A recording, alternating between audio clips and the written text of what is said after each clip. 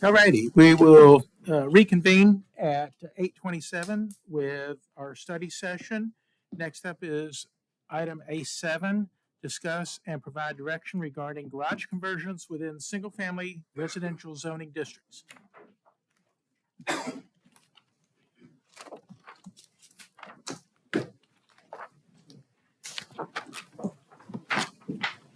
Sorry, just cover over the PowerPoint. Okay. That's it. And then Should be you one just- of these.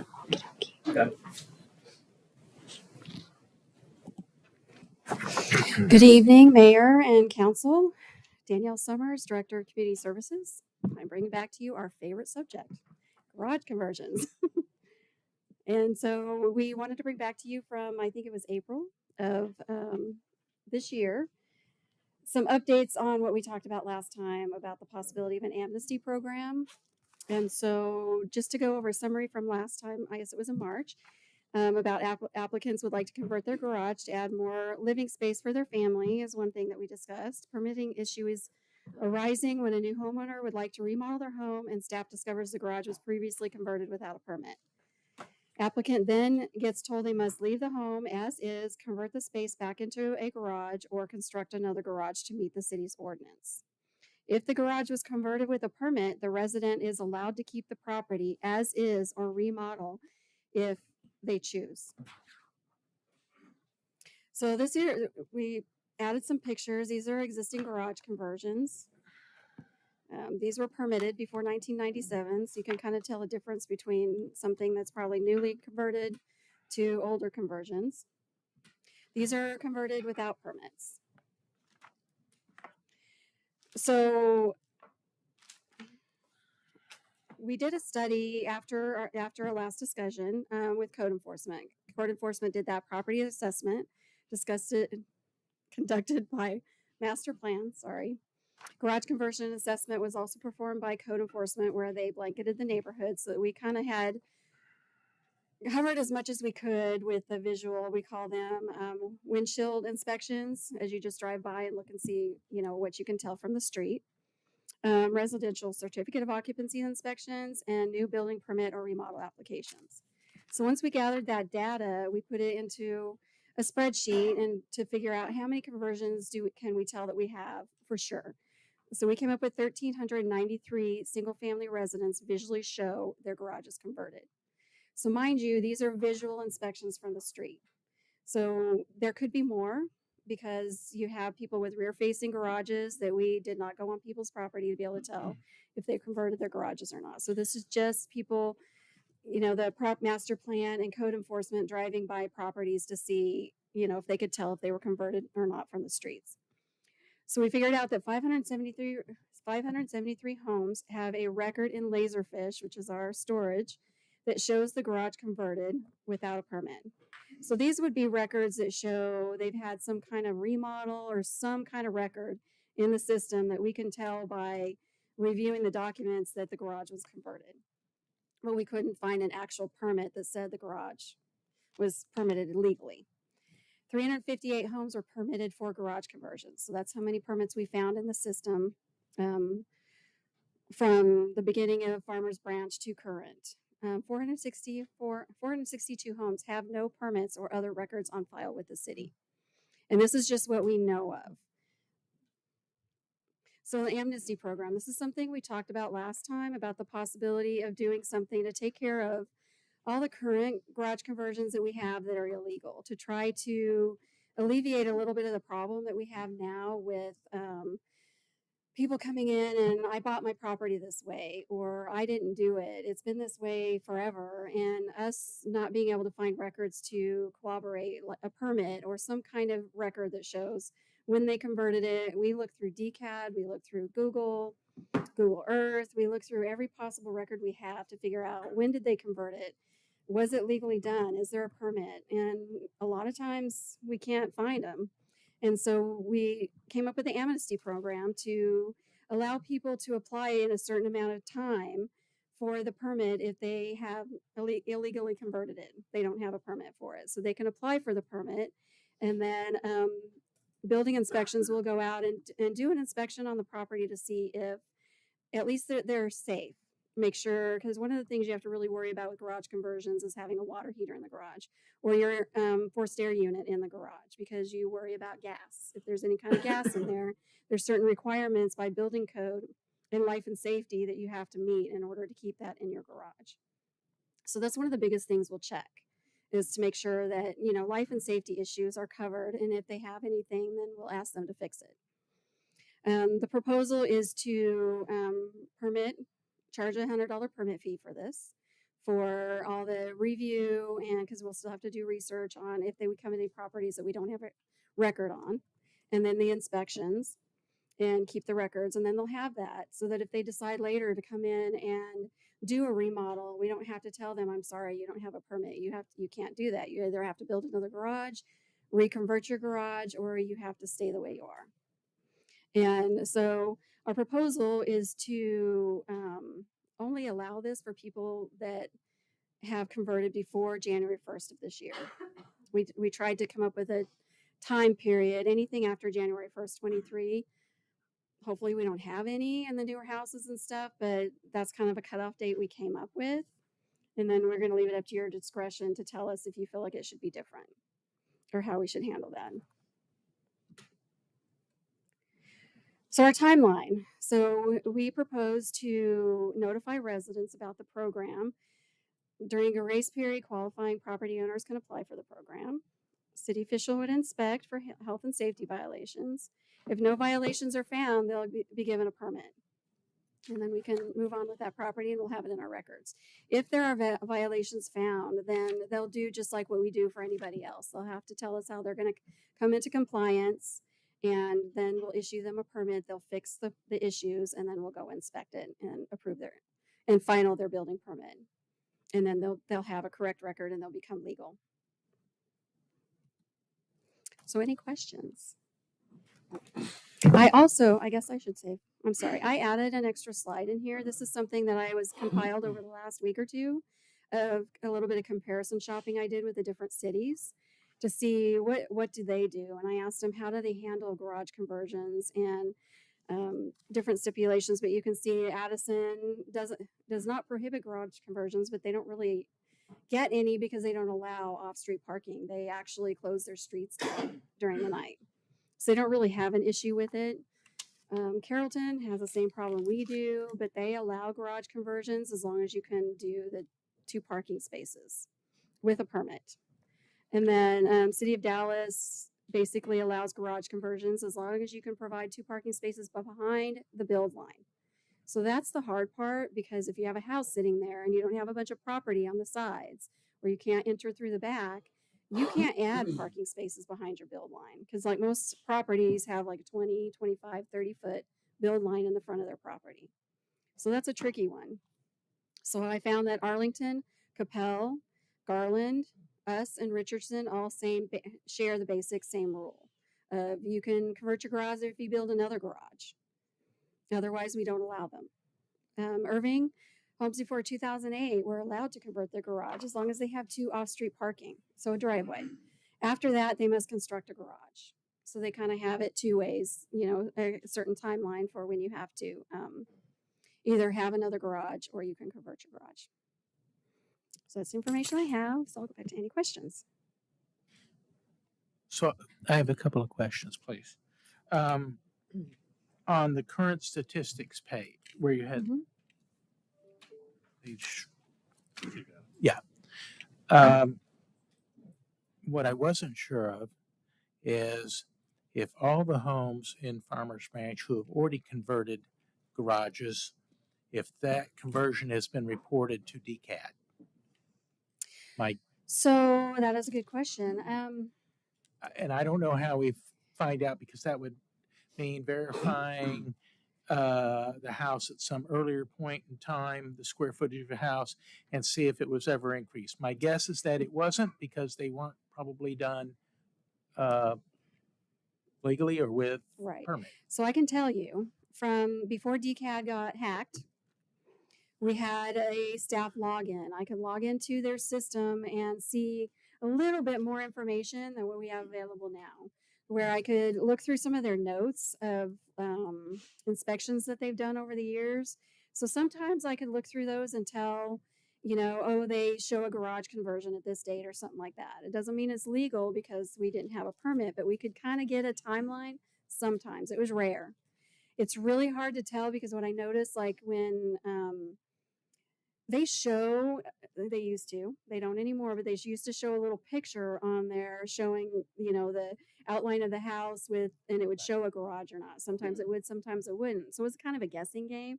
But going by the square footage that they show on there, you can't tell. Understood. Most of the time, their living space is just, a set square footage, and they don't show the difference in all their data. At least they didn't of the garage. So it's really hard to So- tell.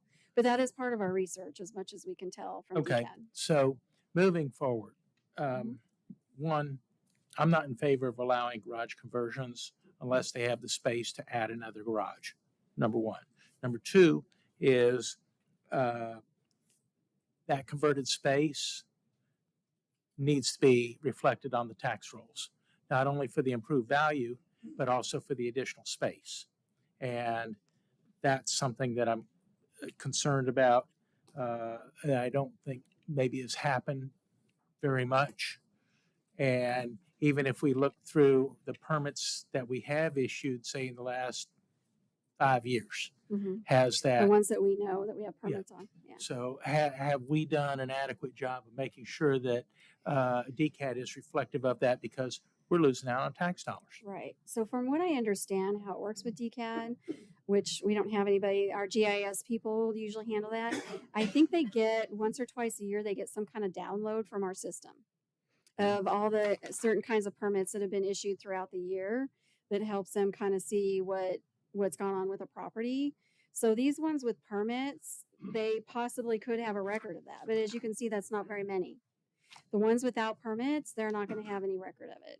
So I would have to see if I can get a contact from DCAD and maybe work with GIS and see if there's a way for us to get that information to them for them to update it, I guess. I'll clarify real quick. DCAD pulls our permit data, and that's how they update their system. Yeah, I think it's like once or twice a year. So if it's unpermitted, And they don't have it. Then they're Then not going to have just it. like we don't have it, or we would have had a permit fee and other inspection fees as well. But Right. So What to that happens- note, what if we happens if did some- the amnesty program and we issued a permit on it, then when DCAD pulls our records, they would have that. I So was then it going to would, say, what happens if somebody does a conversion without a permit and we find out about it? We don't make them go back and get a permit, do we? We just fine them. And We we're- can provide the information to DCAD. Okay. I'll get you so we discover there's some improvements out there that's not on the roll. They're happy to put it on. Okay.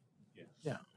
I just want us to be able to get our fair share from all residents. well, our hope with this amnesty program is to blanket the neighborhoods. It doesn't matter if we know your area has conversions or not. The idea is to figure out whether we're going to come up with some kind of flyer, and we're going to have a massive amount of people that we can go out and put these flyers on everybody's single family residence door.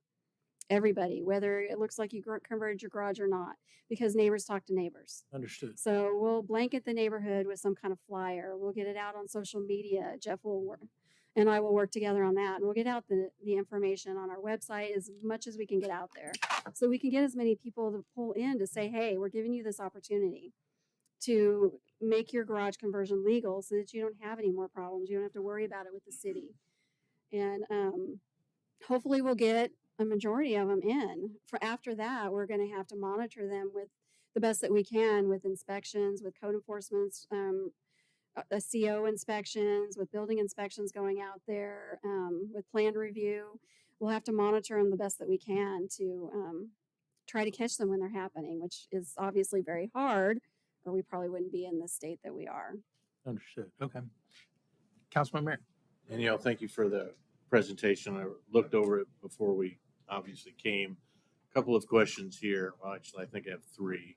So 1997 was a date that you utilized. Is that the date that we established garage conversions were not allowed? Correct. That's the date the ordinance changed was, and I'm sorry, I don't remember the That's month off the fine. top of my head, but in 1997 was a 97. big year. We'll leave it occurring there. Right. Was there any stipulation regarding grandfathering at that particular time? No. In that particular, okay, so that, No. you've answered that question.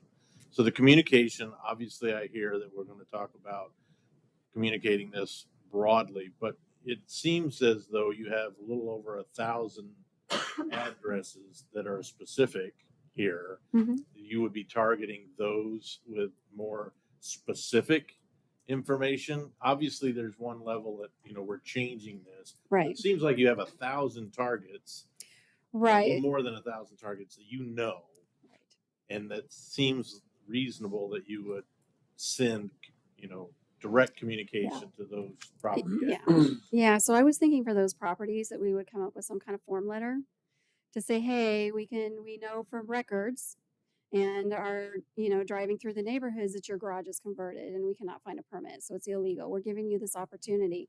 So we'll send them a direct letter, giving them the opportunity to let them know that, hey, we know that your garage is converted. This is your chance to rectify it. So we'll send them letters directly to And I these think- addresses that we know. I think it's really important that you go back to the slide that you have with the process that allows them to understand what will happen, that they have to, there's a grace period, there's a permit fee, and then you go to the next slide where you have the actual workflow. Mhm. So then they need to understand that it's an A and B and a B1 and a B2 type, scenario here, that those are the finite options Right. that they have in front of them. Right. And then what happens if they don't do it? What is the worst case scenario? And do they fall into out of ordinance and therefore would be subject to some sort of penalty? And have we addressed what that, or have we already documented what that penalty is? So that is a good question. That's a little bit of guidance that I need from you of when we have people like that. Because, we have garage conversions from the 50s, we have garage conversions from the 60s that have been like that for years. And some of them you can really tell. You go out, if you inspect them, you can tell when they're really old. And so, how do you go back to somebody that, didn't say they didn't get the information or they don't want to comply or something like that? And how would we go back to them and say, you don't want to follow this rule, this is a requirement of the city, you have to convert your garage back even though it's been converted since the 60s? I mean, that's a really hard, that's something that, in plan review we face it all the time of dealing with that kind of stuff. So that's a good question. Do we send code enforcement out after them to start doing citations to try to get them, put a little fire under them? So to tag on with what David is, where he's going, uh, your house is now a non-conforming structure. Okay. Right. Now, is there a financial penalty associated with that?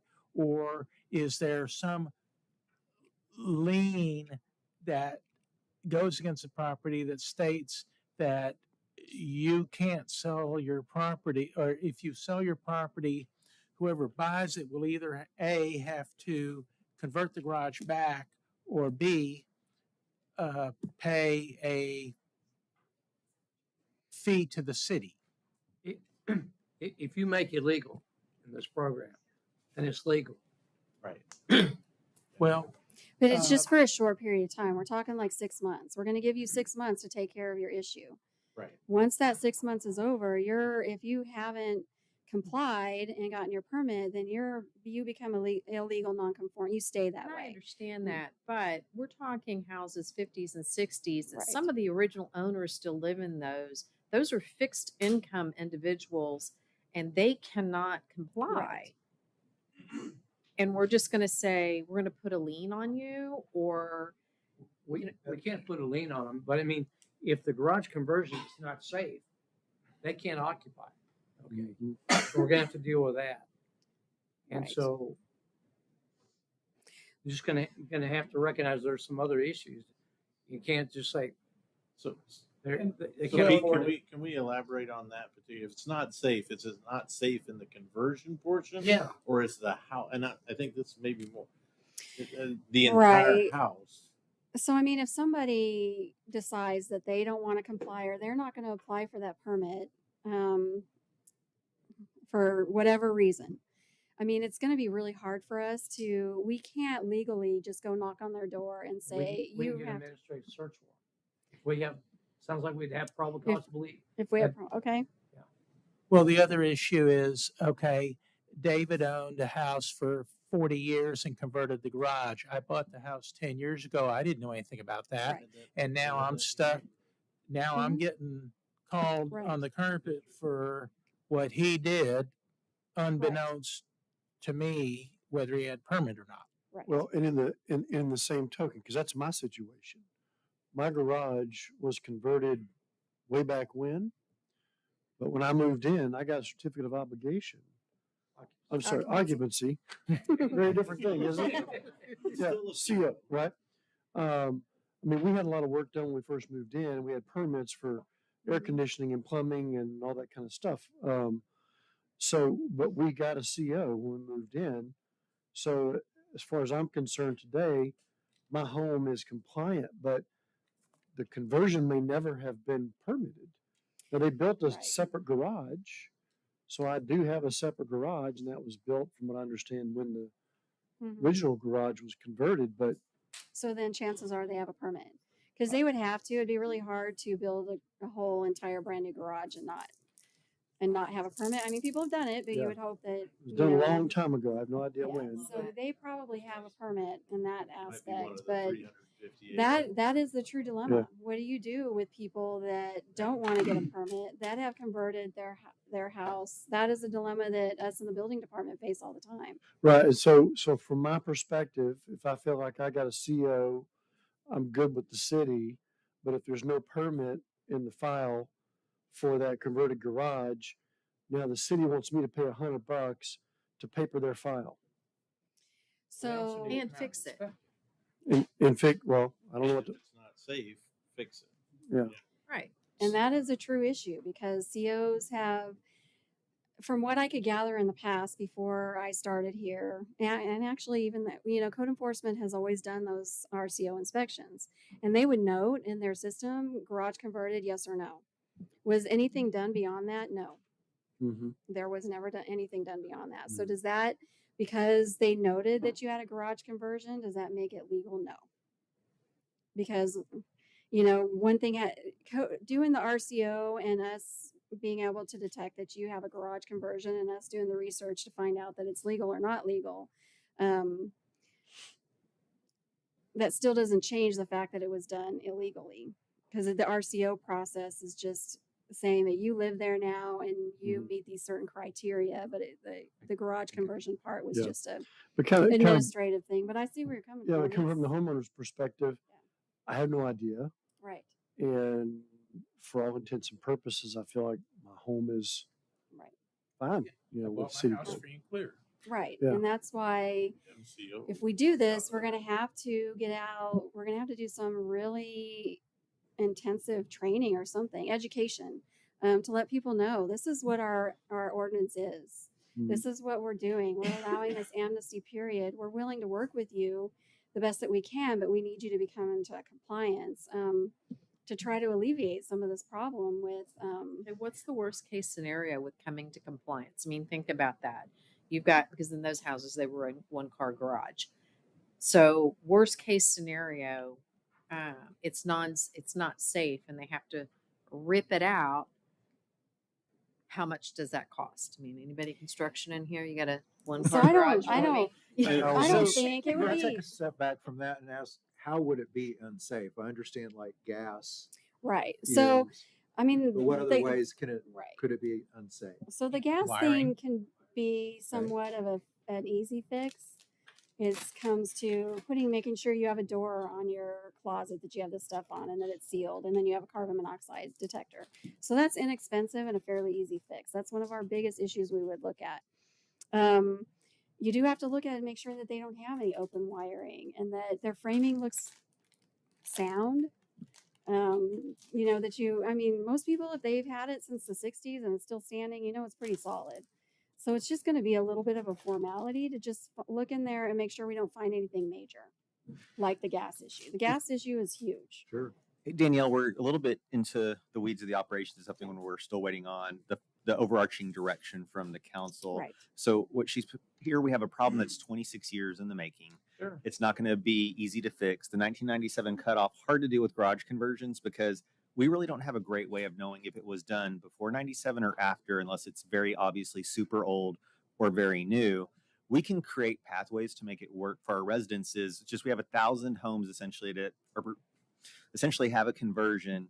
Is there an appetite on council for us to work to find a pathway for those to get permitted? If so, I have ideas I can work with Danny on to make it easier to where we don't hurt residents that can't convert. Because what we do is we catch it on the sale. If it's something that we can't do now, we can always catch it on the property sale. But hey, at this time, we'd really like to work with you to get you up to code. And I believe that's kind of what I'm hearing here. But again, we have to address the elephant in the room, which is garage conversions are a hot topic. It does have implications for traffic and on-street parking.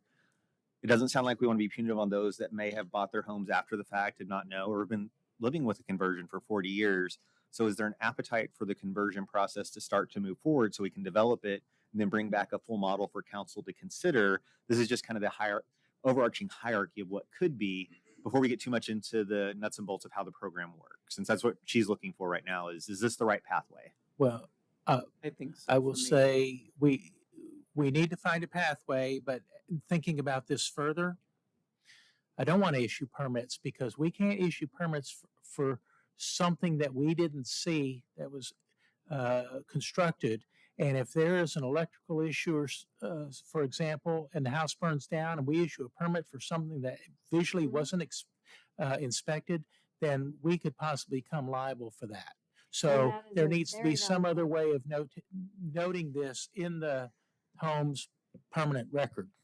We can So- find that pathway. We can find that pathway, and it's possible that we could just create a dedicated permit to something like this. That's fairly simple to do in our system. That we can create something that's, that's a whatever we decide to non-conforming call permit. it, a non-conforming permit or whatever that Yes. has notes on it that says, this was converted without inspections and something like that.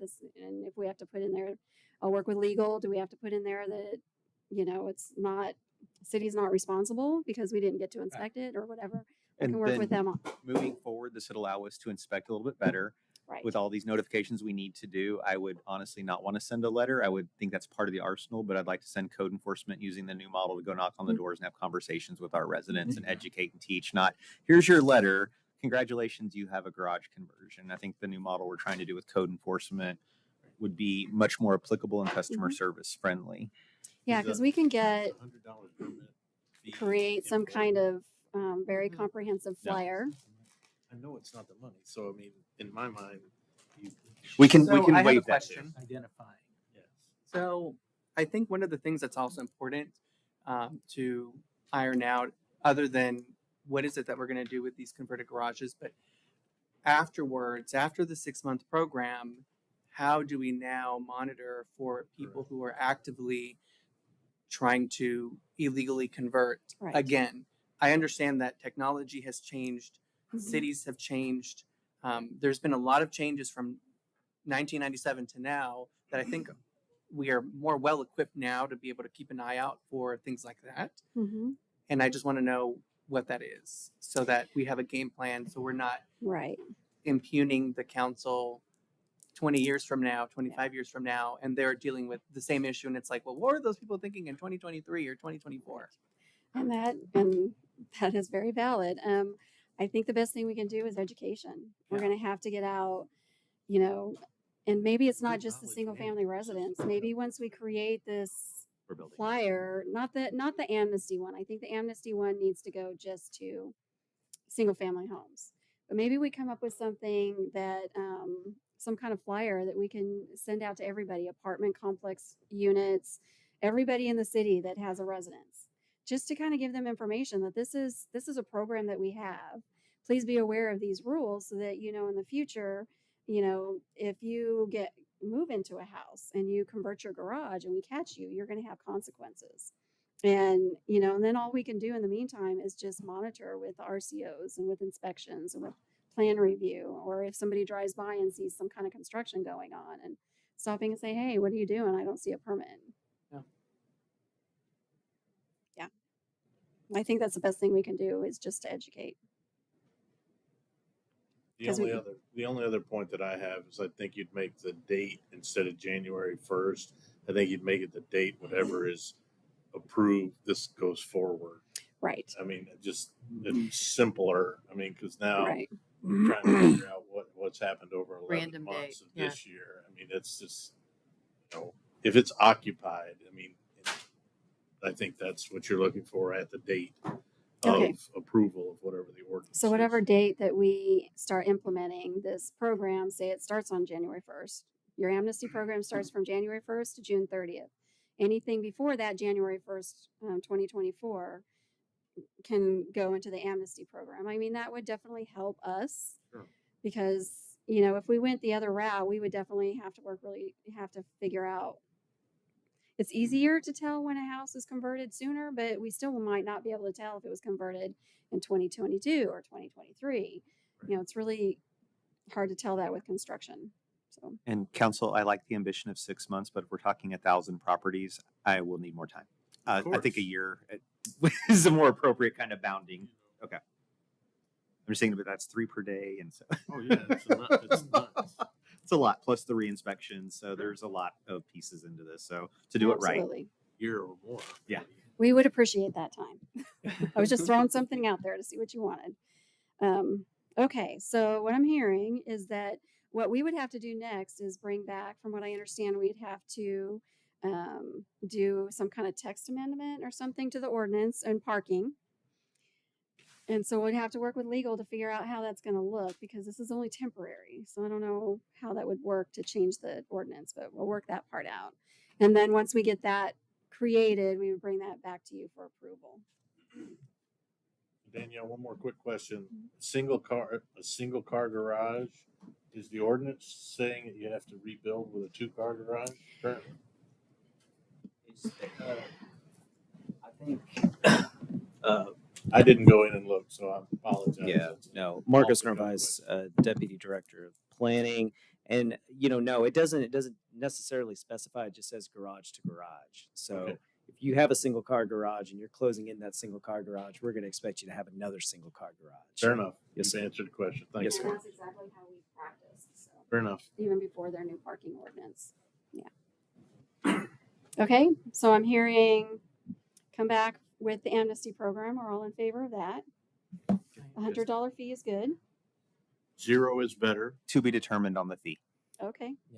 Just the biggest thing is the amnesty program. Go ahead and build the framework and bring it back for council to consider. Will work based on the feedback we have for them to. We don't want to build something here. We want to build it and bring it back for council to consider based on the feedback we've received. So I hate for us to build something without having the framework in place. Okay.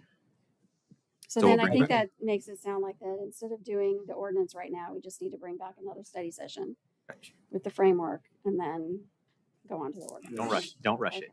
Leave the fee for now because I think things that are free have no value. So let's just leave the fee for now. And When grandmama calls and she's not happy with the we'll worry $100 about it. fee, We can work with point 'em- people. I know we will, So, but we need Yeah.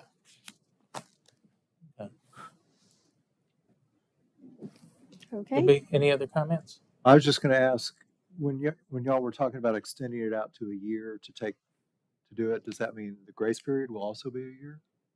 The whole program. So Okay. once council gives direction in a formal manner to what we're going to do, we'll set the timeline. But I just need to make sure I understand the full scope of work Right. too. So it's not only going out and engaging and letting them know it's coming. We're gonna have to go inspect. We're gonna have to issue Yeah, whatever right. permit or not permit it is. There's a lot of mechanics, and I started looking at that number. I'm like 1,000. That's a lot. Oh, yeah. And so I just want to be respectful and set a realistic timeline and manage expectations and not say we can do something in 6 months that's impossible. In Absolutely. addition to the other workload that will be Right. there. Yeah. Well, that is true because we have a lot of material to get together and be able to get out to the residents and stuff like that. So, Yes, we are. I agree with you that things that are free, people don't value. That's a universal. I also think in this case that you'd get a bigger take if it was 0. We'll Given, Or- get there. given anyway. the, We'll get there. We'll get there. yeah, It's minor at the moment. Sure, absolutely. Free is better in this case because we're cleaning up an administrative issue, but we have to acknowledge the Gotta fact be that it's going to flexible. cost us money Right. to do it. So there's a little bit of an offset, Right. there. Well, there's a lot of taxpayers that don't have converted garages or that have them and permitted them, they paid their fees. And so if we don't charge anything, then that cost is spread across for Good all point. taxpayers. That's true too.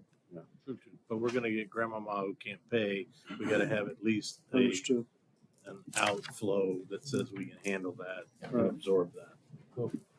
And we'll get tax money coming back in Of course. Yes. when the Yes. square footages go up. That's Right. correct. We good? Thank you. All right, Good. thank you, Thank you. everybody. Thank you. All right. Moving on. A8, discuss adding regulations to the city's code of ordinances, chapter 86, utilities that govern public sewers and the disposal of fats, oils, and grease. Good evening, Mayor Lynn, members of council. Hope y'all are ready to fly through this one. It's gonna be fun. It's a slippery slope. It is a It's sort of slippery, foggy, too, slippery so- slope. It's late. Are you All with right. Jay? We're going to grease the way for you. Jay has been waiting all day for this presentation. Look at him, he just perked up. He's been sleeping. Wake up, Shane. So he's excited. All right, so this is fog ordinance we're putting together. Fats, oil, and grease. Just so you know, we are in the preliminary stages. We have a pretty solid ordinance. We're still missing some details. So this is primarily a discussion with some feedback. All right, so the goal of this ordinance is to meet the TCQ requirements and to eliminate buildup of grease in our sewer systems, preventing unauthorized discharges. Some great pictures of what our system looks like when people dump that good stuff in it. Takes a little work to get that out too. All right, overview. We're a little behind.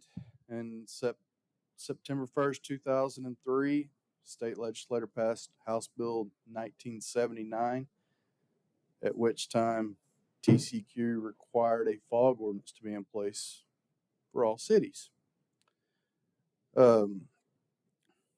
Presently, Sustainability and Public Health, they have a grease remediation ordinance, so to speak, that we do work through the food service inspection program. They do monitor the grease traps, but we don't really have an ordinance that has teeth to force compliance, and that's what we're creating here. So we are proposing to amend our chapter 86 of utilities in the Muni Code, grant Public Works authority to regulate grease traps, allow Sustainability and Public Health to require and issue permits for these grease traps, and we're hoping to work through all the details of this implementation by spring of 24.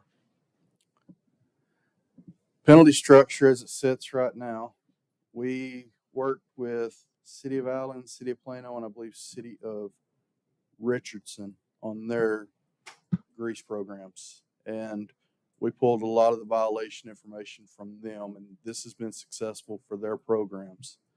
For business and generators, that would be restaurants, food service industries. The first violation would be a $1,000 fine. Second and third would be $1,500, $2,000 for the fourth within a 2-year period, which makes them a habitual violator. And then continuous violations would increase by $500 in increment and result in termination of sanitary service. Moving up, any person, they would suffer those same penalties. And when we say person, there are people that run essentially food businesses out of their homes without grease traps, and they do generate a great deal of grease, which is a very big problem for our system. How do you identify? Pretty easy. They have constant overflows. And then when we go over there to clean them out, you've got a clean out that looks like this picture right here, just worse. Normally it's a log that's pushing up out of their clean out, and it takes a while to clear. And a regular home does not sustain that type of grease. Normally that comes from some food source that is grease prone. It's pretty easy to identify.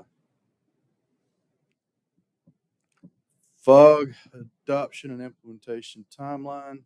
Here we are today at study session discussing this ordinance. The goal is to come back December 12th for review review of the ordinance. I'm not positive I'm gonna make it there because I'm working with contractors to determine how we can perform these grease trap inspections and what type of fees we're gonna have to charge for these inspections. There's a lot of little caveats to that detail that I've not worked through. But we're trying. Hopefully I can get it done by the 12th. That's my goal. January 24, we will put together a communication plan review and implementation by PW and sustainability. We will continue the implementation plan, the communication and implementation plan in February of 24. And the goal is to have this fog ordinance implemented in March. Our communications would include brochures, letters to business owners. We have a list of current grease trap owners that we will be able to send out, let them know, hey, we do have a fog ordinance now. We also have some violators that we are aware of that their grease trap is either not functional, been bypassed, or they don't have one. They will also be communicated with. We'll provide information on the website, and we'll provide education to business owners during food service inspections. And now we have discussions. Quick and easy. This is not going to be a fast process, just so you know. It's taken us 3 months of research to put this ordinance together. And it is, I know y'all have the ordinance, you've probably read through it or at least glanced through it. It is very in-depth. It's a big program. It is repetitive in some aspects. We have to do that so that we can capture everything, because if we're not specific enough, it doesn't have the same effect. So William Hines, who works for me, he has been pretty much leading the charge on this. He has spent a great deal of time putting it together and researching it, and he's done a very good job of doing so. I think the major things we're going to have to overcome now is the fee structure, trying to figure out how we're going to charge for it, what we're going to charge for it, how often are we going to require the mandatory inspections. We already have an inspection process for manifest, which is every 90 days, which is also in here. We're looking at twice a year for grease trap inspections, where they actually come out, pull a plug of grease to determine how much is inside that tank and whether or not it needs to be cleaned. But the big thing is just going to be the fees, and then figuring out how we're going to perform those inspections. How do churches and other commercial groups, schools? Schools have to have grease traps. Churches do not. Churches are not classified as a food service industry. We know they cook and they have Sunday dinner, but they're not classified as a food service industry by the state. Schools, on the other hand, they are classified as such. Now, if a church opens up a food kitchen to serve the public, at that point, they become a food service industry and they are susceptible to requiring a grease trap. So do we know the burden they put on that infrastructure? I mean, I'm just curious. I mean, why? Churches, we don't. I love my really- church, but if you're clogging up the line, you got to clean it. In my 12 years of being here, I've seen one back up at a church, and that was a very interesting situation because their service is the longest service in the city. It's almost 300 foot long. But it wasn't their fault. There was actually an offset in the line from a shift in the soil. It just took us a long time to figure out where that church sewered to. That is the only sewer backup that I can recall in 12 years off a church. So Ryan, is the concern the backup, or is it the concern that you have greases going into the sanitary system and The going? concern is the grease itself. So grease presents a challenge for treatment. We send all of our wastewater to Trinity River Authority. Mhm. There's a thing called total suspended solids. That is the particles within the wastewater that floats, grease being some of that. And grease changes the content and the structure of that water. It depletes oxygen, which makes it much more difficult to treat once it gets to the plant. TRA, if you have a total suspended solids count over a certain threshold, they start to charge that back to you. Because grease is a huge problem. And the last thing we need is to have that charged back to us. Right now, we have a pretty good handle on our TSSs. Okay. We're nowhere near their threshold. But if we continue to have businesses that don't maintain their grease traps, we're going to have that issue. We're coming up on Thanksgiving. Our issues compound right now. This is when everything starts to really build up. Our sewer truck stays running, just chasing grease problems this time of year. So we're trying to remediate that and get ahead of it and get to a point where we can capture all those issues, because they are primarily grease trap issues from non-compliant restaurants. Okay. And a grease trap, I'm just reading the definition of a grease trap, but basically we're talking about a tank that's above or below the ground or both. And their plumbing separates grease from water. It is a two-part tank. You have a solids section where all the sediment drops in. Then you have a weir wall, which is half a wall. Liquids go in, liquids discharge out to the system, solids stay put. And this is coming from the drain, like in the sink. It ties back to your primary sink for your dishes and stuff. Your Okay. entire system does not go through there. The sanitary portion, the toilets, Goes the straight to the- showers, they go out into Okay. the actual sewer line.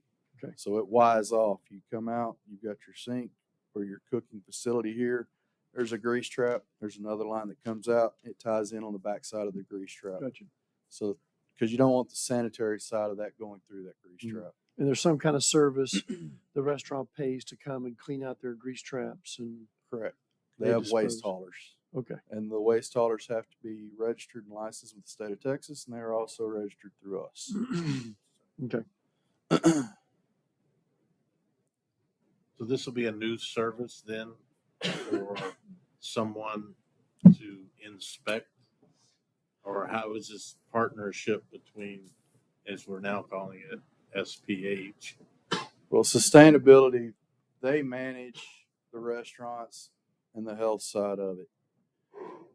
We don't currently have so we do have grease trap inspections, but we don't really have anything to enforce violations on it. And we don't have an active grease trap inspection program. We don't technically go out there every 6 months and inspect them. They restrict it's part of their inspection. So it's points off in their inspection score. But right now, if we find a restaurant with a grease trap overflow, we basically shut the restaurant down. The loss of monetary revenue gets them to fix that problem. That's the one we apply as health department. His concern is we don't always see the ones that bypass it. They have a grease trap they installed, and we've seen one. We know one right now that's going around that grease trap, go straight into our sewer system. Okay. So we don't really have regulatory teeth to go after those people. A lot of things we brought up from industrial pretreatment, we can handle some of the other ways grease can get into the system. So we have an industrial pretreatment program that goes through sustainability, public health. Or anytime certain issues come into town, it's got to trigger our metal alarms. We talk with TRA, they have folks that are solely devoted to that. So we can discuss with them, is there a concern with this? What we need to find out. We make them fill out an application, which we evaluate. So the primary concern here is as Brian's discussed, is the grease coming from restaurants. Or there's not pumping them frequent enough. Is typically an issue. Would a church that operates a school have to have a grease trap? If they have a kitchen for the school, they would qualify. Thank you. We're good. Anything else? Nope. I will put this together. I will have more detail, more finite information on the policies as far as what we're going to charge for those inspections. And next time I bring it back, I should have a completed ordinance ready for action. So Very good. Thank you, Ron. thank you. I appreciate it. Moving on. A9, discuss changing the name of the Arts and Culture Committee to the Sports, Entertainment, and Arts Committee and create a slate list of member appointments to the committee.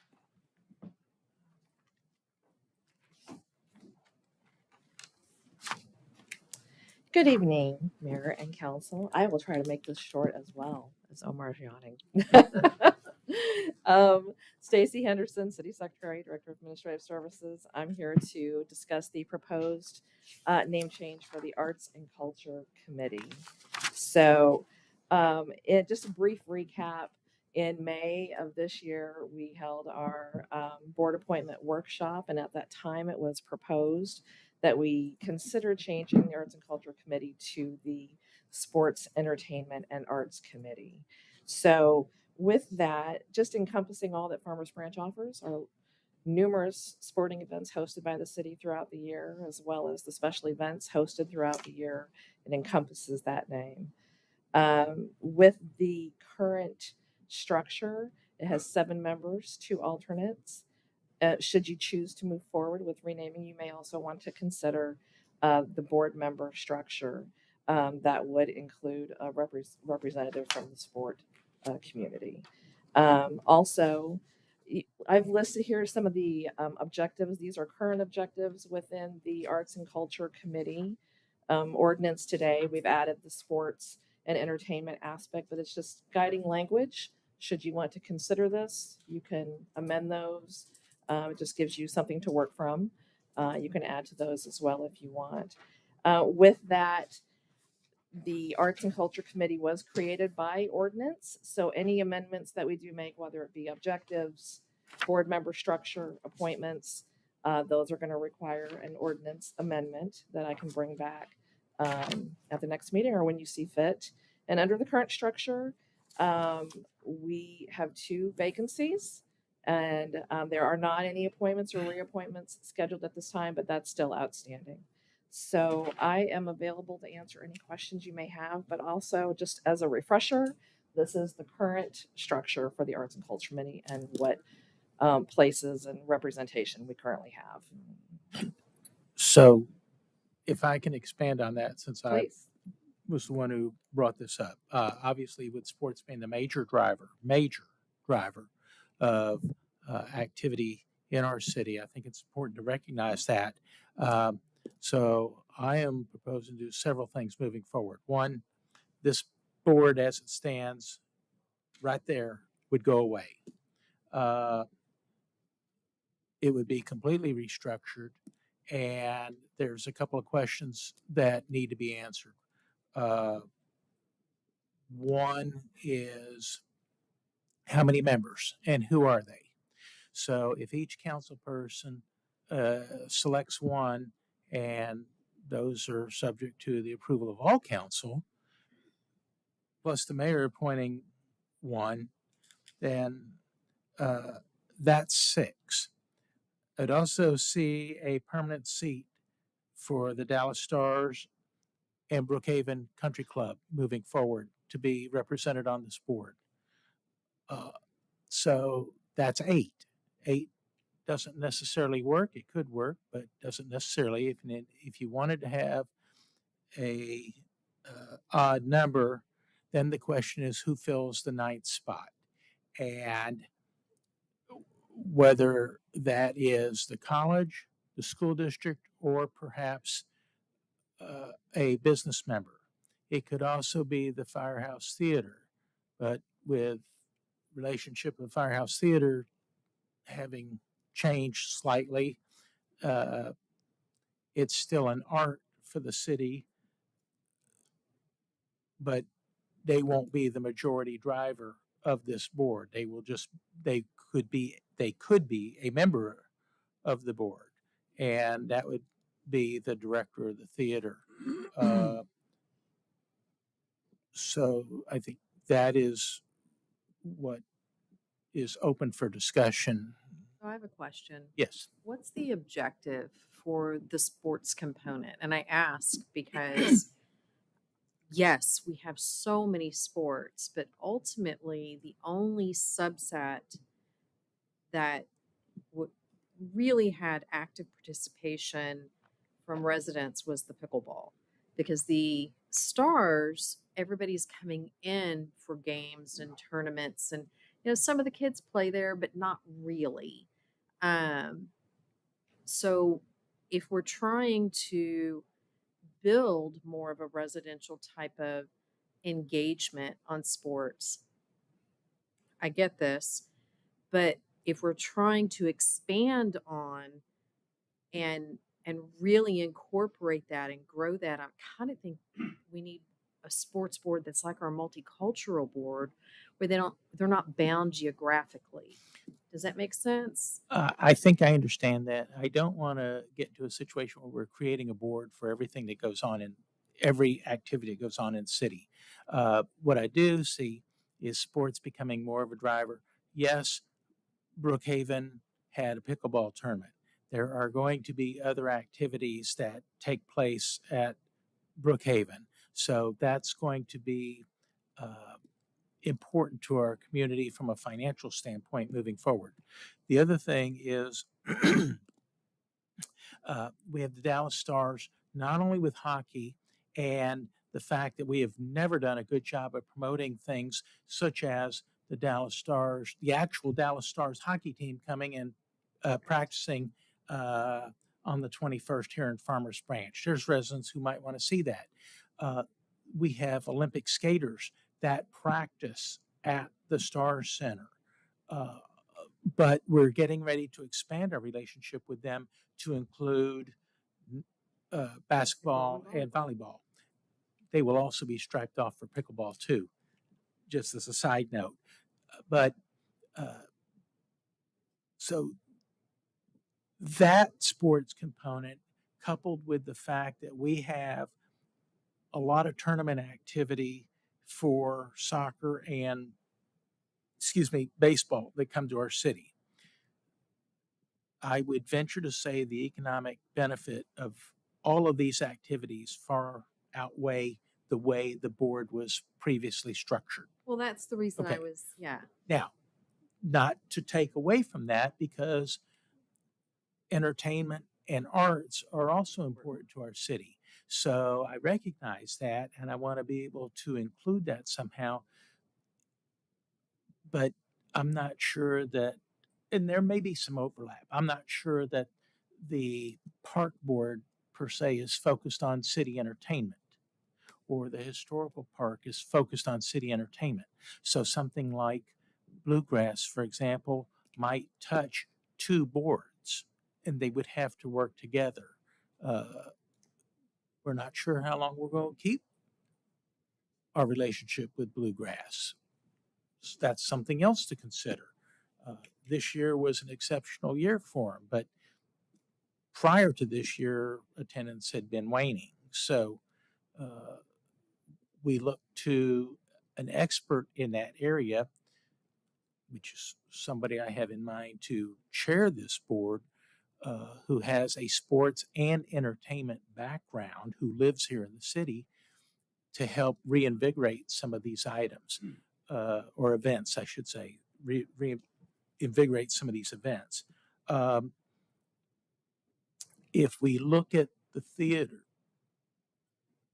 that's a different animal right now. And right now, it's more just a tenant relationship than anything else with the city because of the relationship they have. We're not paying them a sponsorship fee or anything else.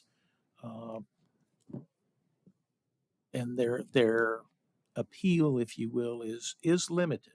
I'm not taking anything away from that, but sort of outweighed by the other events that we do. So that's up to you all to decide, is that somebody that we would want to include on this board, or do we want to branch out more to either the college or the school district to have a seat at that, a permanent seat at that table? Somebody could nominate the director to be a resident member of the board. That makes sense. So just sharing some thoughts and want to hear what everybody has to say. We may not reach consensus tonight on that, and that's okay. I go back to my question because I think of,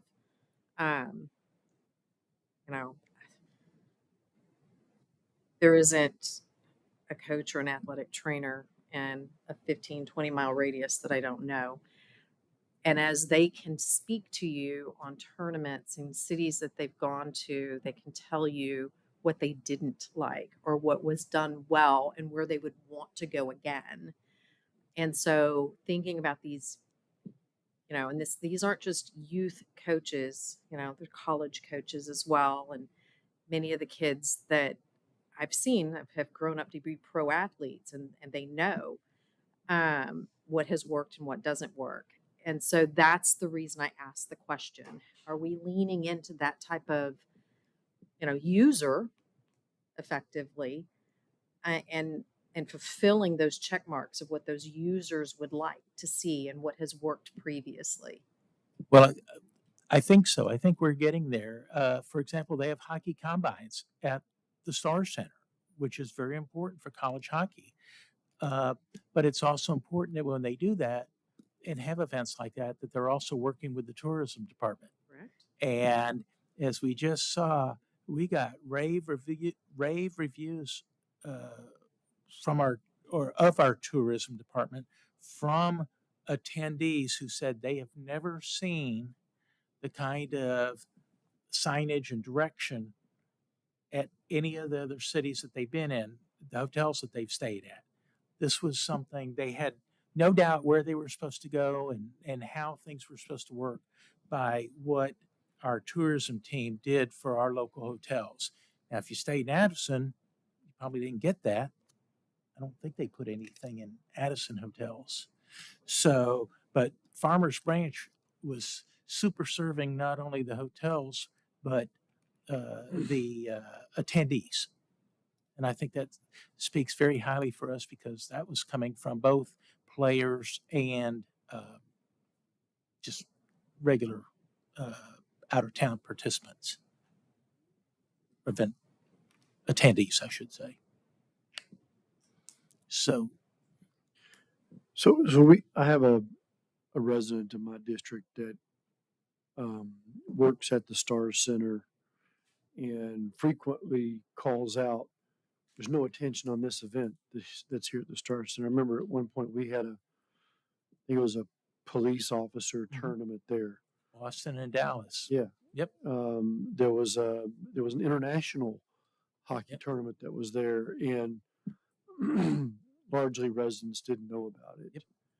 And so I definitely see the benefits of Sports Entertainment and Arts Board bringing more of that attention, not just to residents, but also putting the city's best foot forward when we have visitors here so that they keep coming back, because when they come here, they often eat here, they often stay here. And just all the way around, that's good for our economy. And I think we're relying on our tourism department right now to carry that lift. And while that may have worked for a while, I mean, every weekend across the street from Vivian Field, those fields are full with tournaments. The Special Olympics tournament was huge. I had no idea it was that big here. I think that's part of the problem. You had no idea. And so the system hasn't been working. The system was more or less designed to serve one particular entity. Mhm. And we have moved beyond that. And so I believe this is important for the city to foster better communications, not only with residents, but with the Metroplex. So we have a communication director, so he can be directed to get this out to different venues, to different media outlets, to let others know.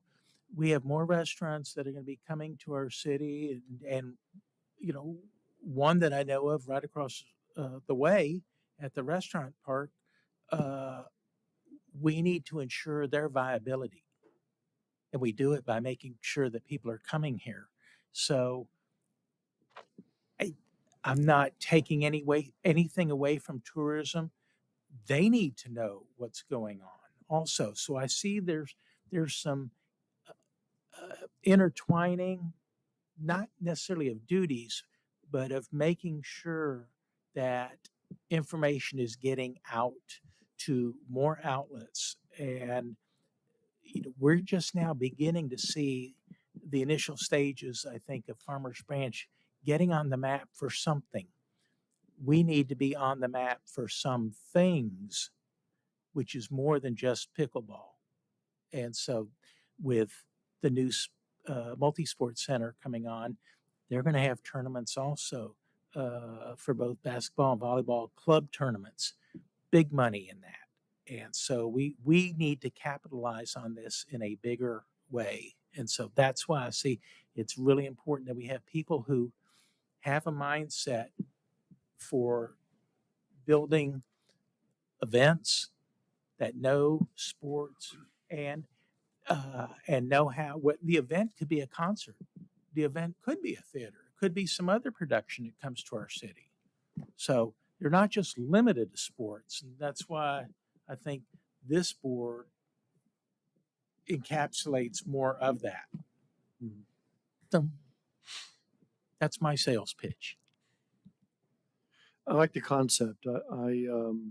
How many members we have on the board, I don't know what the right number is. 9 sounds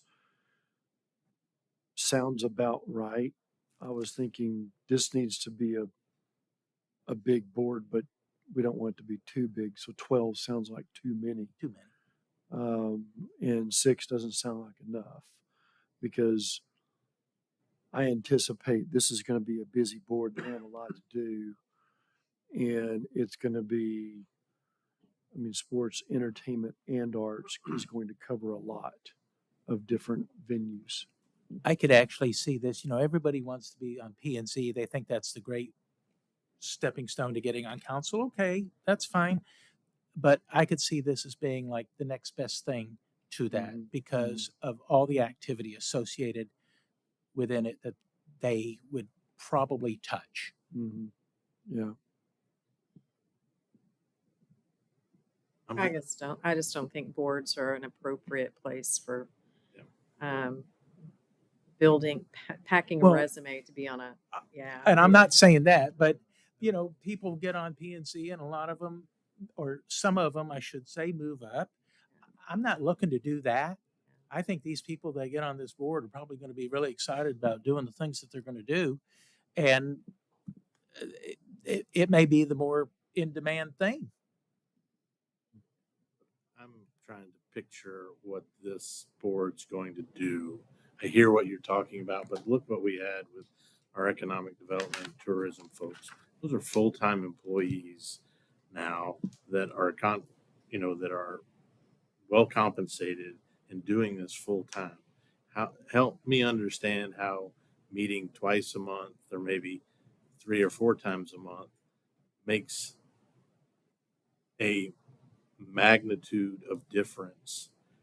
I think what you're talking about is, we had this event, we didn't know about it.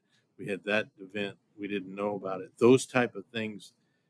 If it's something at Brookhaven, it's a Brookhaven. I mean, it's even with pickleball, it was a Brookhaven event through Invited and PPA. We were partners with that. What I'm hearing is an opportunity to be more partner-centric and collaborative. I get that. I'm not sure that a board structure fits that model. I'm not convinced yet, because it's great to say we're going to pull somebody from the Dallas Stars, but the Dallas Stars person, or even the Carrollton Farmers Branch or Brookhaven College or Brookhaven Club, they're going to have another job as their full-time gig. And understanding, is it just communicating what is happening at the club or happening at their facility? I'm still struggling to see the forward motion in this. That, again, we go to the Sting Soccer Club or FC Dallas or Defeaters, or all of those clubs that have their organization. They're their own organization. We can collaborate with them. We're looking for inroads for that. If that's what I'm hearing, I'm not sure this is the vehicle for it. That's all I'm saying. What does the current Arts and Culture Board do then? Compared to what this board would do, what purpose does the current Arts and Culture Board serve?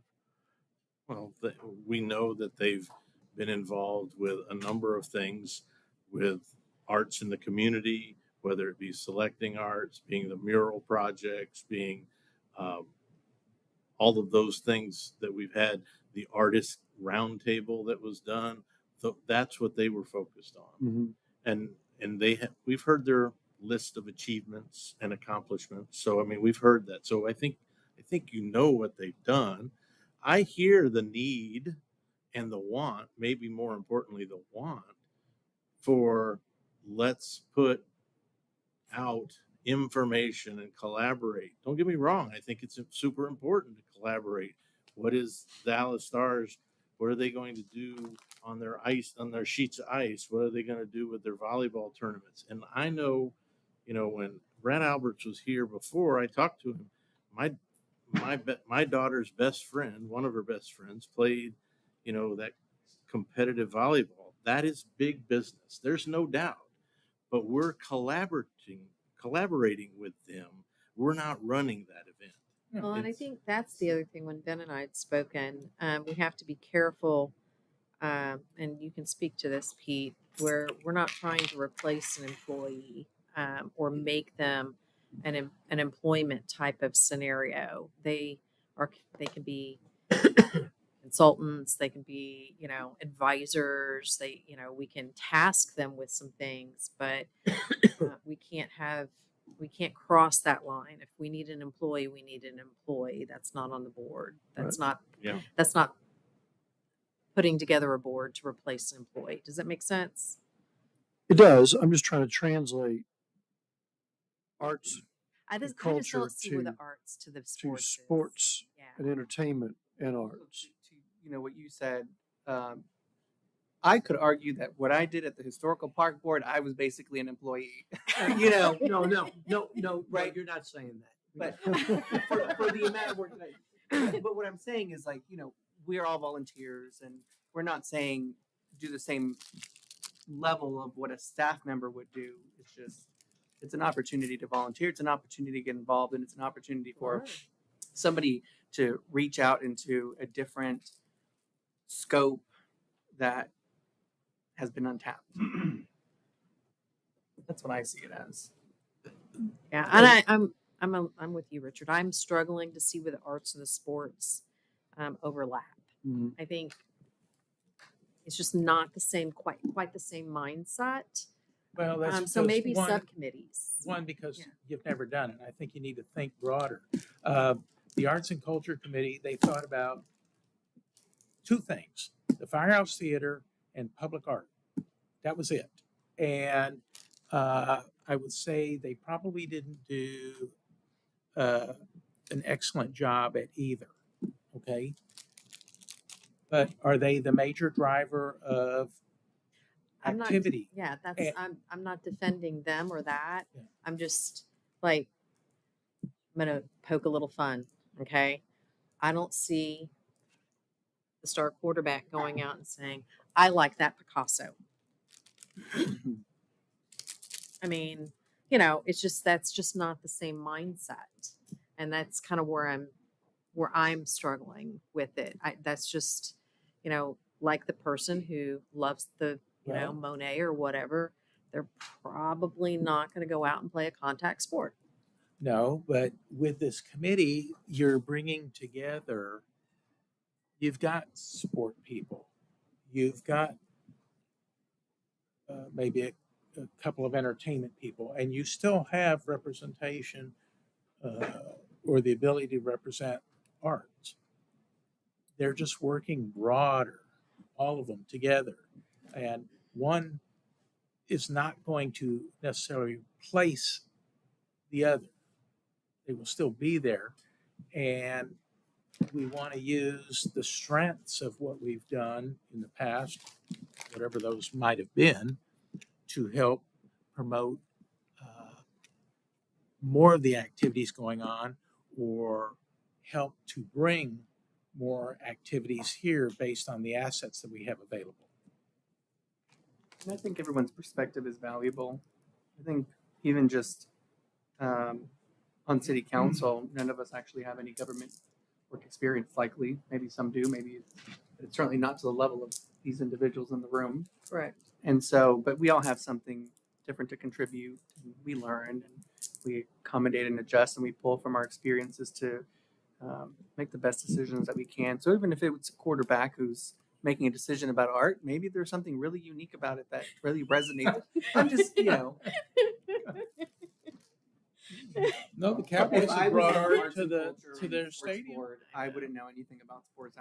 You would have to have a picture of when we're talking about football. Have a picture of that ball, so I knew that's what we were talking about. Well, if we think about, Because I don't know anything about sports, so but I learn. Adjust. Fumbles are bad.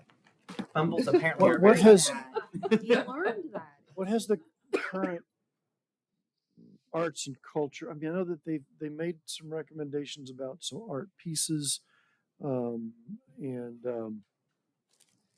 have helped us with some mural ordinance and that kind of stuff. But what has the Arts and Culture Committee done with regard to music performances, other than musicals at the Firehouse Theater? They didn't Because do that. music is musical arts. They didn't do that though. That was a private business. The Firehouse Theater is a private business.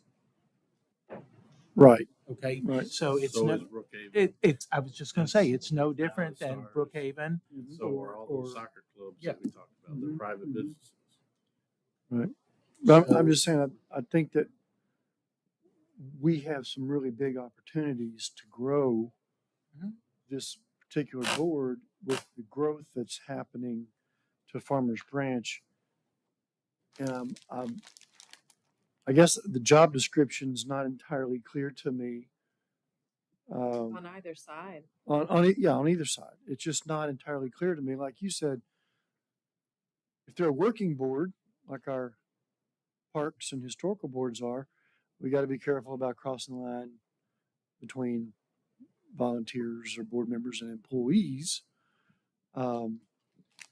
What can they bring to the city, and what value can they impose for residents? And one question I also had is, who oversees? I guess what department or what staff oversee the current Arts and Culture Board? Does anybody know? Yes. I was overseeing it when I took on the superintendent role. Bonnie has been taking it over, so she's been doing it for a few months. Prior to that, I've been doing it for the last few years. So if it turns into more of a, well, not more of a, but if it starts to include sports, whose purview does that fall under? Management. As far as staff responsibility, Pick one of the city managers. We got three. Or well, rock paper scissors for it. That's to be determined. We've got people in Parks and Recreation who have that sports experience. So Jessica Alvarado, she's got and needs to have experience with athletics tournaments. Depending on the event, if we're talking about pickleball or something with the Star Center, I think we would want to consult with Allison and her team to get their feedback on things. So I think it would be it would come under our purview at Parks and Recreation, but we would look to get expertise from economic development and what other departments that might touch. yeah.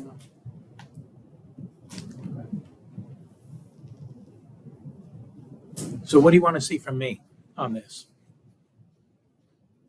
Are you asking me? Yeah.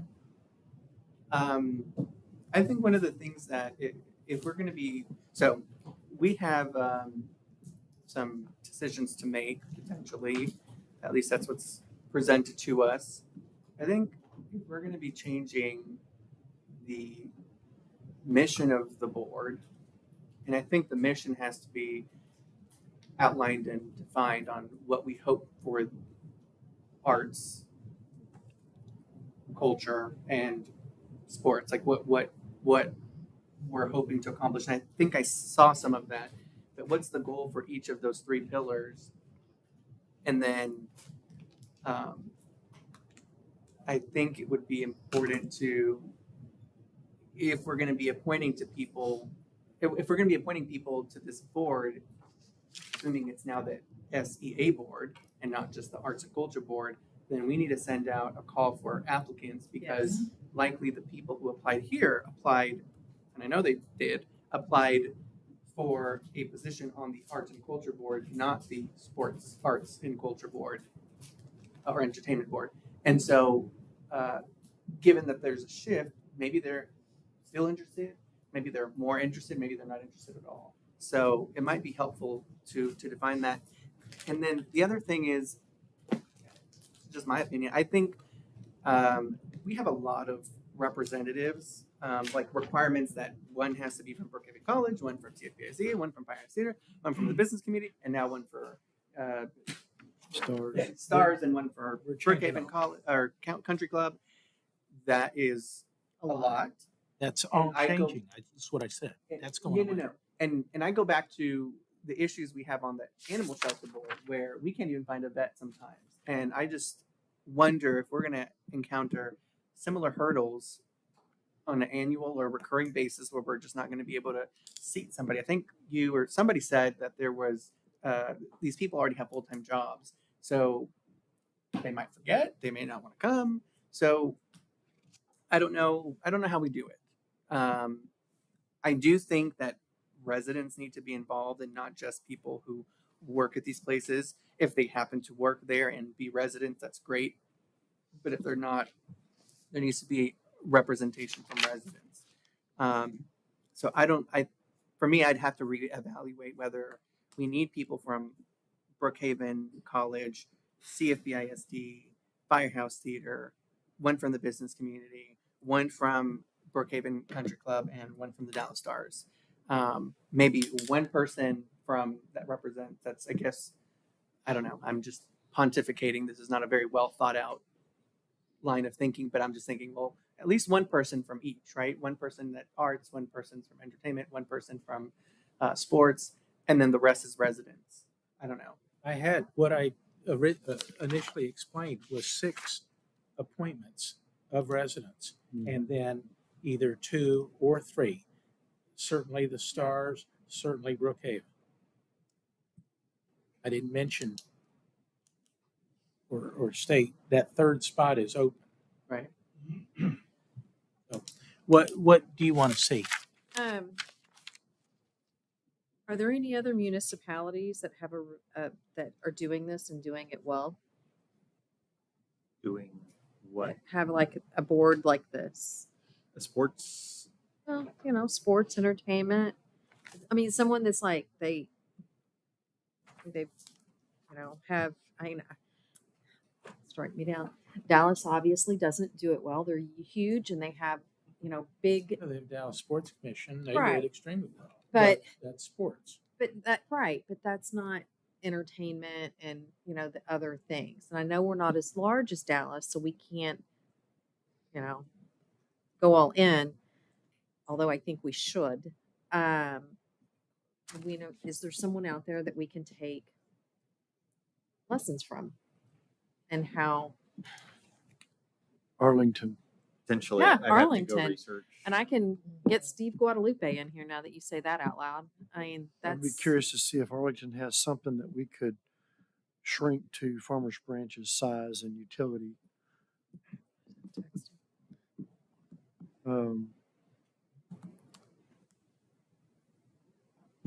Yeah. Martin? Lots of good points on all sides. I guess I generally like the idea. I'd say 9 to 11 members, definitely an odd number. I'm not as concerned with how it's been as just us looking at how we want to move forward. And generally, I like your proposed plan.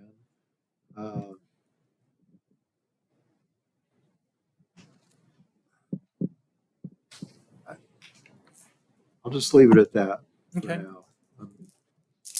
David? Well, I've just pulled up the Dallas Sports Commission. They're not affiliated with the city of Dallas. They're an independent They're agency. an independent agency. So I think we're trying to straddle a little bit of both. And I think as you heard me say earlier, I have a challenge grappling around this particular use case. I think the collaboration is important and trying to figure out how we take advantage and leverage those relationships. I'm not sure that that's done through a new board or a repurposed board. I think that's something totally different. I don't quite know how to encapsulate what I think that should look like, but I don't think this is it right now. Without some real clear deliverables or expectations, this looks like it could flounder a little bit, or perhaps a lot. So anyway, those are my concerns or hesitations. Okay. You skipped me. I thought you said, Give him another. look at give him Arlington, another but one. that's okay. I just was suggesting Arlington as she was trying to find an example city, and I just thought Arlington has a plethora of sports, entertainment, Mhm. arts, and They have a sports commission, but it's full-time employees is what it looks like. I don't see the funding source yet, but Yeah. it's more about Visit Arlington. so I would just distill it to a job description. I mean, I'm reading the purpose of the committee is to recommend to city council regarding establishment of sports, entertainment, and public arts programs. And so when I think about public arts programs and what I've seen from our current arts and culture committee, there's the what is it, the We Are Loved designation thing that we got from something that was pretty special. There's the wraps around some of the utility boxes. With you the know. art contest winners, yes. Yeah, the contest, there's those kinds of things. Sorry, I'm not a sports guy, so I don't know how to translate those things into the sports, entertainment, and arts. But seeing what I see at these fields around Farmers Branch on the weekends and what's coming with the multi-sport facility, the many missed opportunities we've had to market the Stars events, or events at the Stars Center. Just flat out not knowing sometimes when something big is going on in town, and hearing the same thing from residents. I don't know. I don't know how the board brings that together and takes us forward with what's starting to grow. All right, so why don't we just leave it at that, because Okay. we're not going to take further action tonight on this. I will come back with more information, may have it for the December meeting, certainly by January. Okay. Fair enough? I also wanted to see if we can maybe revisit one of the agenda items, Well, the multicultural one, appointment, because they have their meetings the Monday before the council meeting, so their next one will be December, and if we don't appoint somebody, I don't we'll want them to come, miss the next we'll one. come back to that. I just want, you told me, make sure you mention it upstairs, Yeah, so I'm mentioning it upstairs, so we don't So- forget. Hold that thought. Okay? We're coming back. All right. Thank you, Stacy. You're welcome. All right. Round two is Stacy next. Next is A10, next is A10, review city council meeting dates, calendar for 2024, and discuss any proposed amendments. Council, so for you, your 2024 calendar, some of the things that are different, new this year or for 2024, is that we are proposing that the board updates that happen semi-annually currently be held once a year and be held in November and December as a year in review. So just to quickly kind of go to that page, you'll see the notations there under November and December. And I've outlined which boards would be presenting at that meeting. Typically those presentations are about 10 minutes or so each. So I know that seems like a lot, but I think we've designated, 5 at each meeting. So there are several dates that I would like to hold in reserve. Okay. These are typically 5-week months, April 30th, July 30th, October 29th, as additional days if needed for council Mhm. discussion, Okay. just as reserve dates. All right. Got that. Another change that's being proposed for 2024 is the board chair quarterly meetings is being proposed to be held twice a year in January and July. So obviously in January, because of the holiday, we've shifted those meetings to the 2nd and 4th.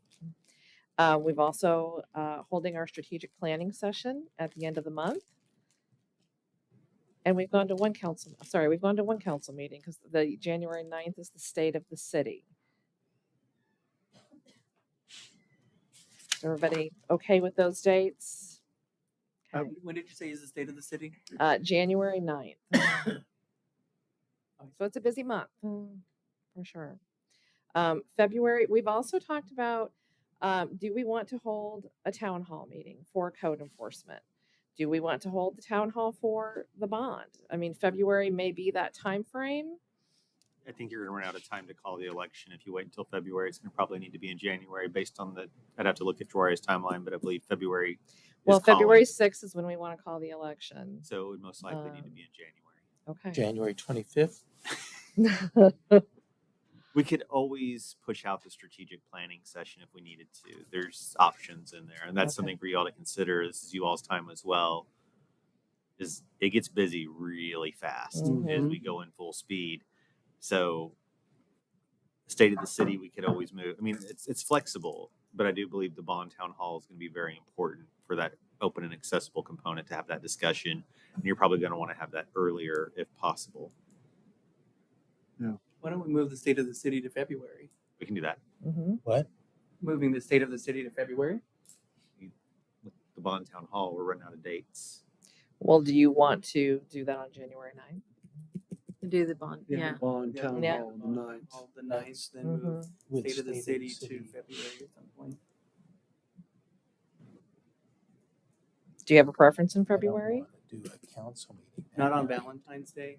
So if we Okay. need to have January 9th, it's a council meeting, then we could move the state of the city to. a I mean, we Thursday could night. potentially do something. It's like a mini, it's not a town hall, but it's sort of like, Hernan may like me so. on Pretty you know, cool, January. February the 14th, so I'd like to be available that way we in that wrap the instance. feed. I know he's listening, so he's probably going to text me like, "Why'd you say that?" We could try, it's the last week of February Last week of February for the state of the city. There's no State of the reason we city. couldn't do state Yeah. of the city. Yeah. Together. Stacey, you have a couple conversations going right now. So Sorry. you could circle back to January again and make sure we're in alignment as a group here. I just want to Okay. make sure. I'm sorry. So January 9th, I have the bond town hall. And then the state of the city would move to, we could do February 27th if you would like to keep it on a Tuesday. No. I have another one. No, I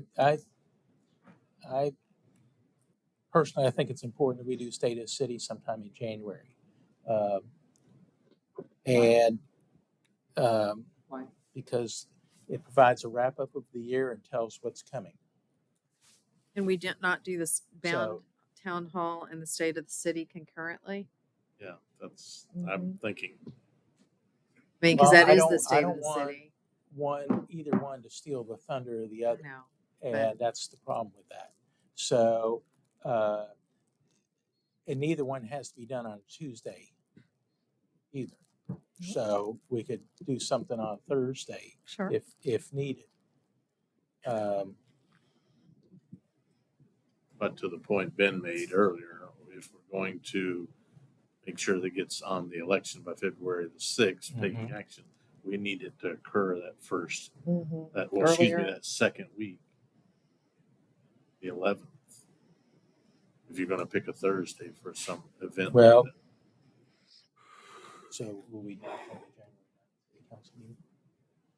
No, there wouldn't be one on that day, unless y'all choose to have one. Just because we ran out of dates pretty quick. But we could move the strategic planning session, is what you said. We could can move move that that. to February. That still works with my budget timeline. Okay, so do we want to do that Tuesday as the State of Bond the city? Town Hall or the State of the City, either one? It's more important to The have Merritts are out of town the week of Bond Town Hall 11th through earlier the in the month. 17th in February. I think the bond would be 1:30 would be good. Already planned my holiday around suspected dates. If you do that first, then State of the City gives a second opportunity to recap that. That would work as well. All right, so do the Bond Town Hall on the 9th, State of the City on the 30th. Yeah, Terry, it's our decision, not yours. I'll What? make whatever y'all want work. Yes, So, please. yeah, the Bond Town Hall on the 9th Yep, of January. yep, and the State of the City on the 30th, and then Of that January. also gives us a second opportunity to promote the bond if necessary. Okay. Well, I would do it. I mean, we would do it. We'd have to do it, sure. Right. Where does that push their strategic planning though? Into February. I'll reiterate, the Merritts are out of the country the 10th through the 18th Of February. Okay, So the But 8th or the it doesn't 9th? necessarily have to be on a Tuesday. So No. if we came back and did strategic planning on like the 8th, That'll work. that will work. It will work for me. yes. Okay. So February 8th is strategic Yeah. planning session. Is that an all day thing, evening thing, or what? It's a half a day. It's typically most of the day. Yeah. And is that enough? Usually, yes. One day. Yes. Okay. We try and be efficient and respectful of you all's time, so we will. And we're gonna Good have, for you? are you gonna repeat having other checkpoints along the way? Yeah.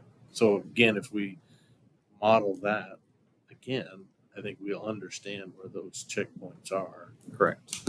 So And we'll discuss the whole timeline and make sure everybody's very much on board for everything that's going to play out. Right. We'll be in budget season soon.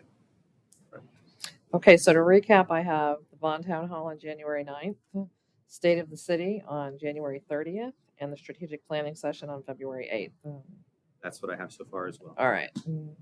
Okay. Will you send out an updated calendar? Oh, yes, I definitely will. Okay. Are we done? No. That's what I'm saying. Funny. Really, in the first quarter. January and I thought February. so. We Okay. haven't gotten to March yet. All right. March is back to normal, normal meeting dates. If you notice on March and April, I have 2 dates for a tentative board and commission banquet. Just waiting on January. Hopefully, we'll have a better update of when the event center will be completed. So I hope to narrow that down for you here That'll be soon. fun. And you're out when? The 10th through?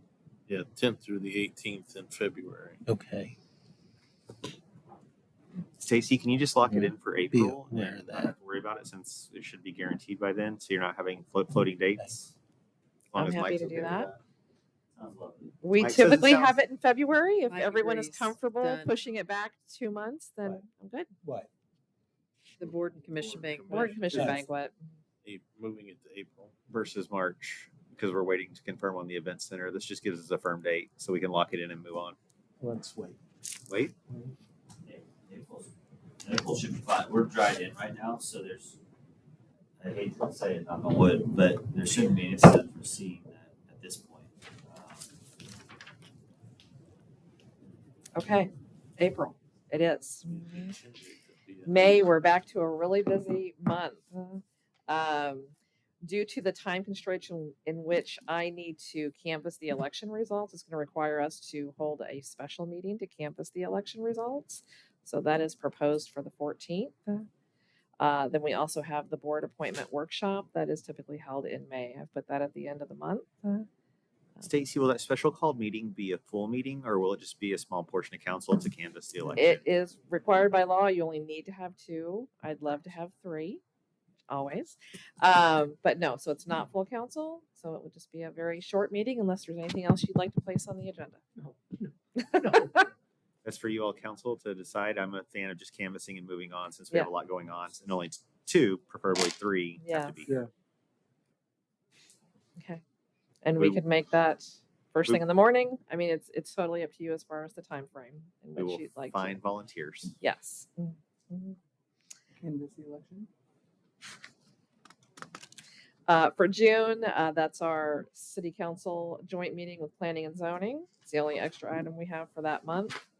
July, we are down to 1 regular city council meeting that month. Why? We have a budget retreat. Of course, the budget will be delivered as well that month. In August, we are scheduled for our budget town hall meeting. If So everyone we're is- holding the 30th in reserve of yes, July, July. in case we need to make any last minute changes. Mhm. Yes, sir. We should hold the 23rd. Yeah, you should hold the 23rd. We should hold the 23rd also, Okay. just if, We should know well in advance if we're having opportunities with the budget that are required, so you'll know. Staff knows to be ready in July. Stacy, could you go back 1 slide again? I'm sorry. It's all right. When is, I'm sure you have it on, so May 4 is the city election? Yes. Okay, so they'll be sworn in, the new council members, if any, will be sworn in on the 21st? Yes. Okay. Thank you, sorry, just looking at timelines. We're good with the budget town hall date for now? August is a good time frame. Okay. Lastly, October, National Night Out, so those shift to the 2nd and 4th.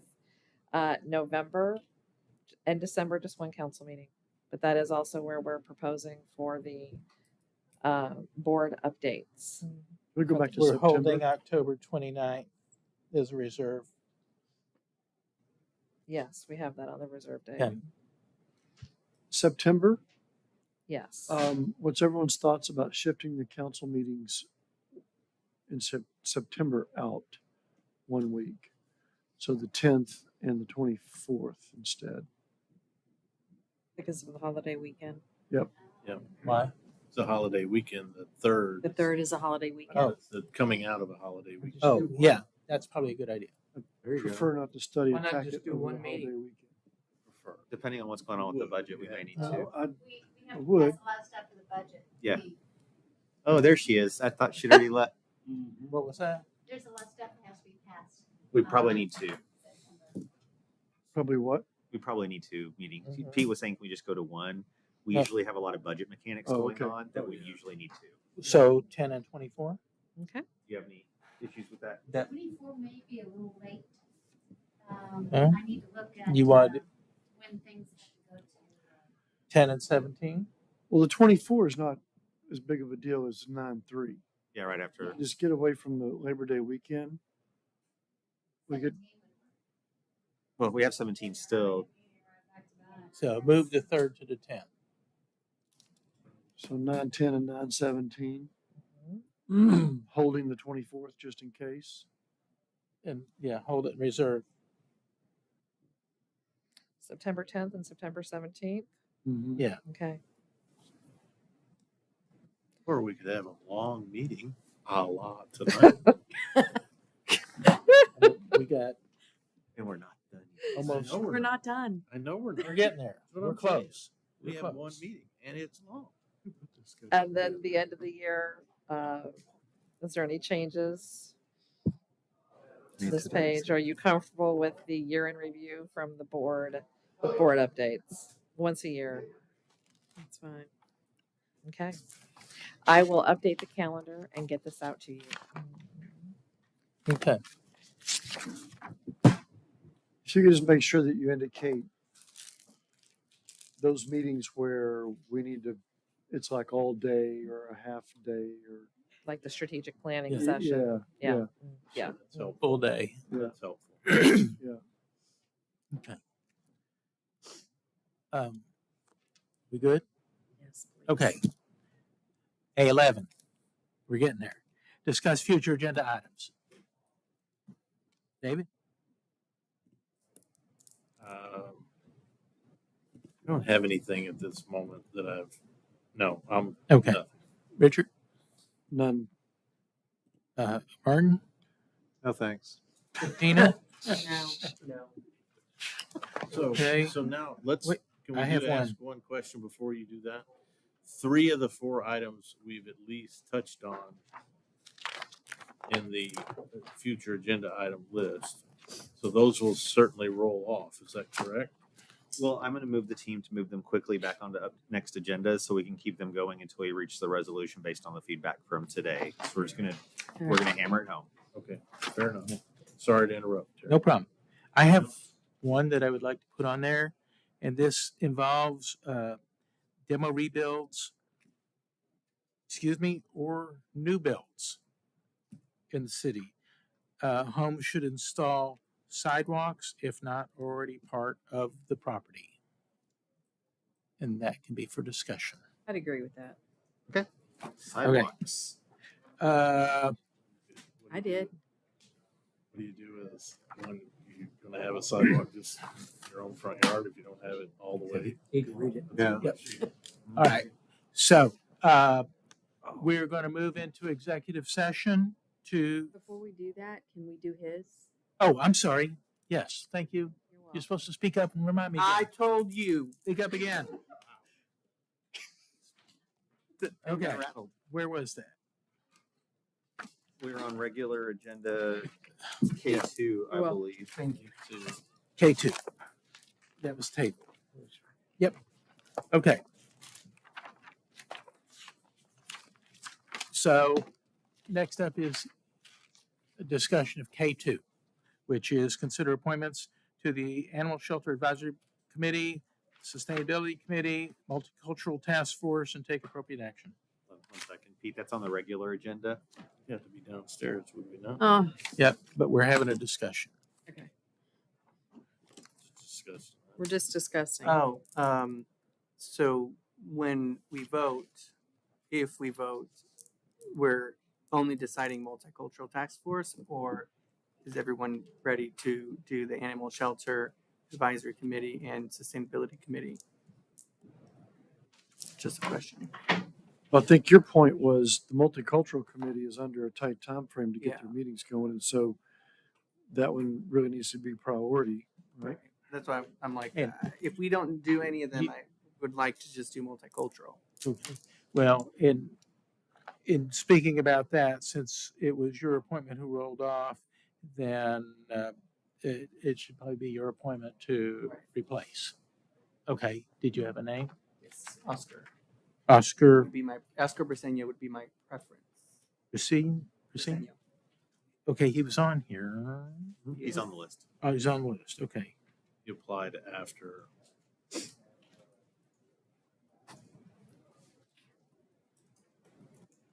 But it's appointment, so there's no vote.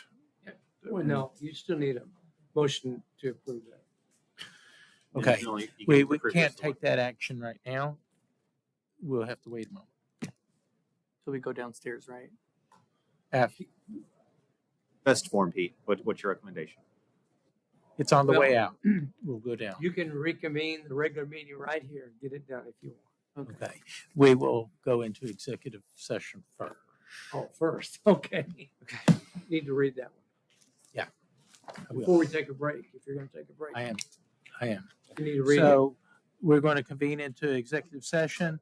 The city may convene into closed executive session pursuant to section 551.072 Oh, of the no, Texas Government Next Code. one, next one. B2. Item B2. Item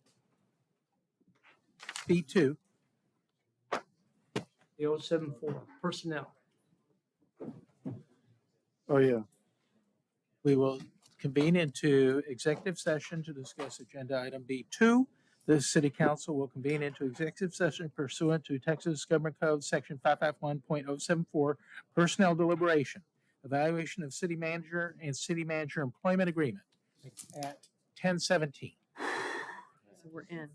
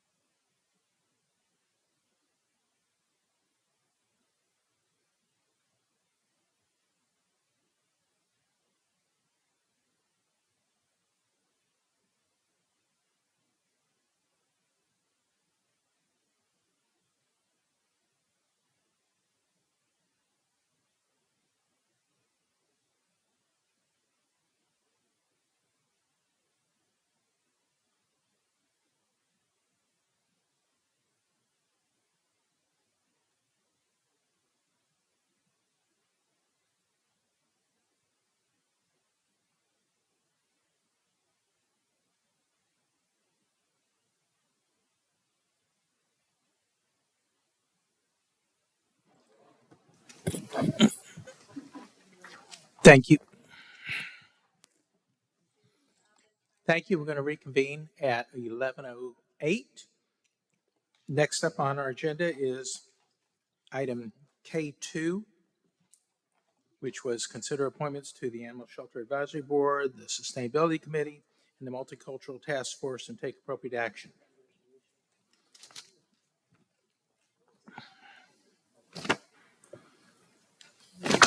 Okay, I'm sorry. No, we're just doing the one. At this point, at this time, rather, we're going to take action on the Multicultural Task Force. Councilman Rowan, you have an appointment for that? Yes, I'd like to appoint Oscar Briseño to that. Do you want me to make a motion now? Okay, I'd like to make a motion to appoint Oscar Briseño for my vacancy that has just come up for Multicultural Committee. Good. I second that. We have motion and a second.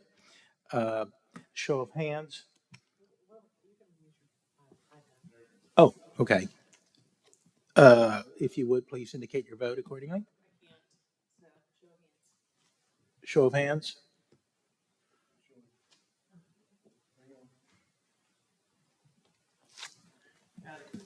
Oh, okay. Never mind. Mark your ballot. Motion passes. Thank you. Unanimously. Thank you. Next up is action taken as a result of executive session.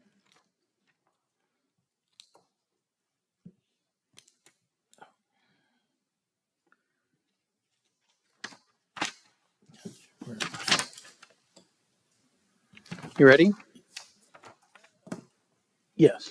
I move to approve as presented the resolution amending the table in section 1 of resolution number 2022-11 and authorizing the city manager to negotiate and sign an amendment to the purchase sale agreement effective June 26, 2023 with Builders of Hope to conform to such amended resolution. I second. We have motion and a second. If you would, please mark your ballot. Motion passes unanimously. Thank you. And next up is item B2. Let me make it. Yeah. I move, and I will make a motion to increase the city manager's salary by $10,000. Base salary by $10,000. Second. The motion is second. If you would, please mark your ballot accordingly.